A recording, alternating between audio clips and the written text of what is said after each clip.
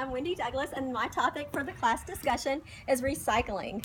These are my audience, which Ashton is graciously going to share with you. And you're probably going to ask why I decided recycling as my persuasive essay. The reason why I chose that is it's a very huge problem that we have to deal with on a daily basis. Did you know that in 2011, that recycling waste was the fastest growing export to China? In fact, according to The Secret Life of Trash, it explained that it accounts for more than 10% of all U.S. exports. It holds the largest share of value, and in 2011, the Los Angeles Express Materials Recovery said that it reclaimed an average of 3,152 tons of recycled material. People today are very fortunate to live in a society to where we have an opportunity to learn and to grow and to take serious stock in recycling. Some of the things that we have to think about is it's too much work. I don't feel like peeling the labels. I don't feel like grabbing the newspapers. I do not feel like taking the cans and rinsing them out. But in the big picture, in order to save our environment and materials for our future and our children's future, is something that's necessary. One of the things that people may argue is, I'm only one person, what difference can I make? But one person can make a huge difference. Many things have been achieved through goals and dreams. With a little bit of hard work, we can achieve great things. If we have the materials and environment that we wish to have, we will have to continue on a effective way of recycling and caring for ourselves and others.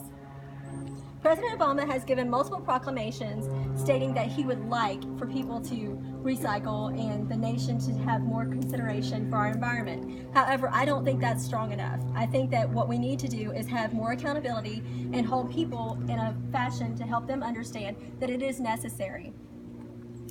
Education is very important to recycling efforts, but unfortunately, the idea of reduce, recycle, that's not enough. We actually have to do something about it.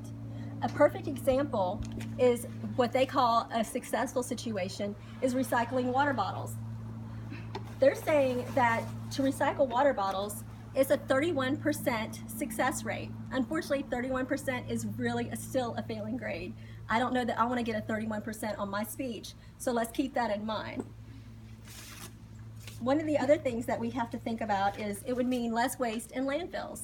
So in landfills, we have to think about, do you want to be next door to a landfill? Do you want to smell that? Do you want to have to deal with that? Do you want big dump trucks loading off tons and tons of junk in your neighborhood? I think not. In a world without waste, it's an example of how Fort Hood took a proactive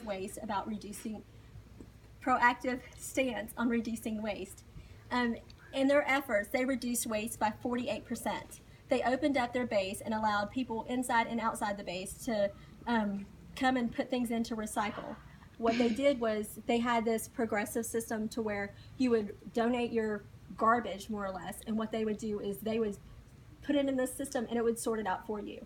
So more or less you brought your garbage, boom, they dealt with it, wasn't a problem for you. It was taken care of.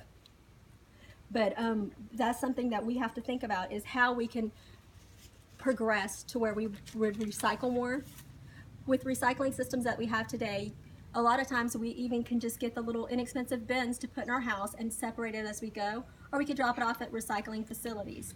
And those facilities, they will even let you dispose of computers and TVs and other materials that's hazardous to our environment. So we could think of other things that we can recycle as we go. Another thing that you can think of is in the workplace. Some people are actively working or will work in the future. Some of the things we can do to reduce waste if we don't feel that urgency to recycle is just eliminate waste to begin with. We can start off by printing double-sided or economy print instead of the rich ink print or single-sided, which will double the waste that you would have to throw away. Another option would be, as everyone knows, we all love K-Cup. K-Cup is fabulous. The waste on that is enormous. We could go old school and use coffee pots. That would save a lot of waste in that aspect. We could also think about putting dimmers on our light switches in our AC units at work or even at home to help reduce waste in that aspect.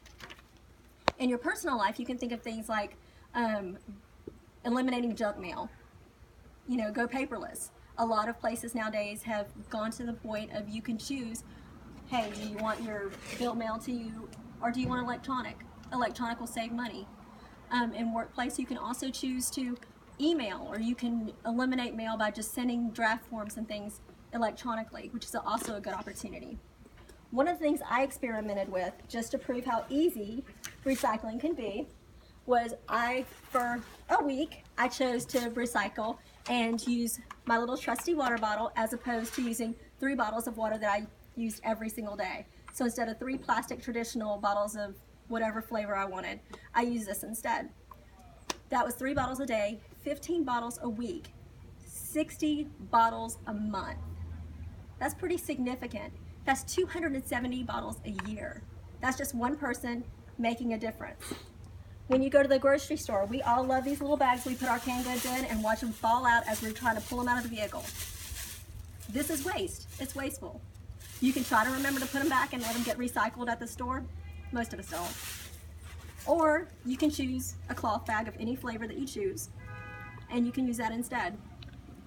So I just wanted to give you a couple of examples how recycling is important, what you can do to make a difference. The choice is up to you, but our future and your future depends on it.